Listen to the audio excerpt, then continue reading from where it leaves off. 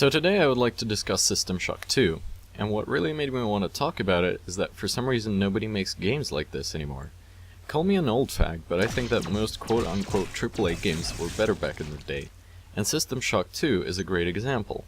Thing is, when video games were considered a thing for nerds, its developers were trying to create something that they would like to play. People cared about the experience. They wanted to immerse themselves into something that was not your typical everyday life. It was the time when we didn't have much internet access and game sales relied mostly on magazine reviews that you read, or if your friend who decided to buy it liked the game or not and told you about it. Basically, you create a cool experience for people to enjoy and you're bound to get recognition. At least that's how I saw it. System Shock 2 is a game where you run around in a huge spaceship filled with monsters trying to survive as a nameless dude.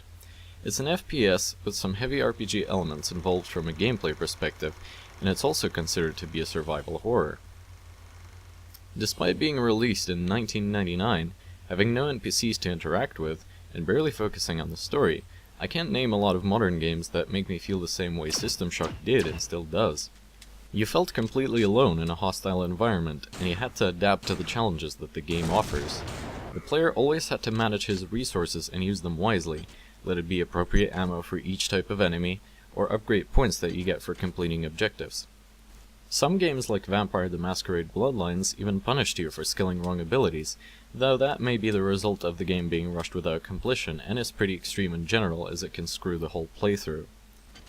Anyway, those little things are what made the experience so thrilling. You were thinking about something all the time, you were immersed in the action. And right now, I would like to clash System Shock 2 against what the evolution of games caused it to be today, BioShock Infinite.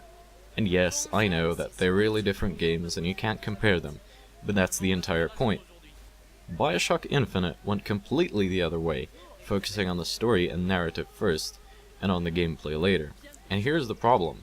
Most popular games today try to appeal to the modern society with its plot and characters by being quote-unquote cinematic. You could even see some game companies defend an obvious fault of having 30 frames per second as a cinematic experience. It's pretty simple to understand. Game publishers want more sales, so they need to appeal to a bigger audience, so they choose to try to be movies.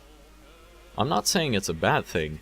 I'm a person who bought Call of Duty Advanced Warfare, which is considered to be the epitome of blockbuster cinematic shooters of our time. In fact, most of you have probably played and enjoyed Telltale's games like The Walking Dead or The Wolf Among Us, which are made to look like a series of episodes of something you would watch on TV. And all that's great. Games like this should exist, but do you really want them to try to be movies as bad as the publishers want them to be? If you think about the way you experience BioShock Infinite, for example, there's a clear separation between the plot and the gameplay elements. You walk through a corridor, you get a piece of the story, and then enter a room where you have to find mindless, nameless enemies. It almost feels like it's there so people can call BioShock Infinite a game.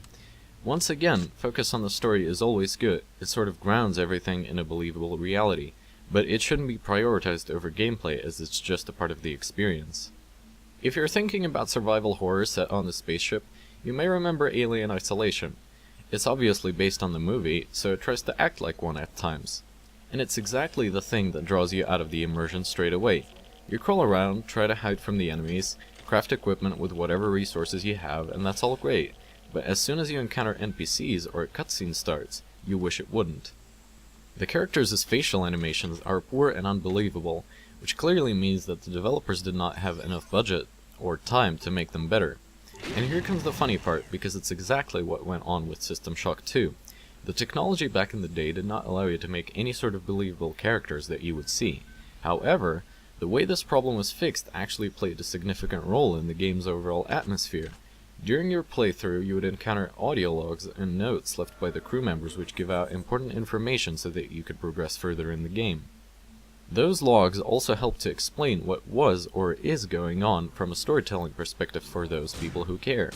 You're always in control of the main character, similar to Half-Life, where there are no cutscenes whatsoever to make you lose that control. You suddenly start to become one with the character, and that's where immersion comes from. If you stop playing games like those for a week or a month, and come back to them later, load the last save, you think, oh, I need to do this so I can achieve this, and proceed forward.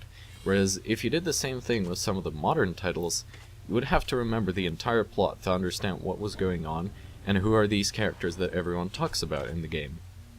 Bottom line is, games shouldn't try to become movies to feed on their popularity, nor should they try to tell an amazing story without anything else, as books and movies already do it better.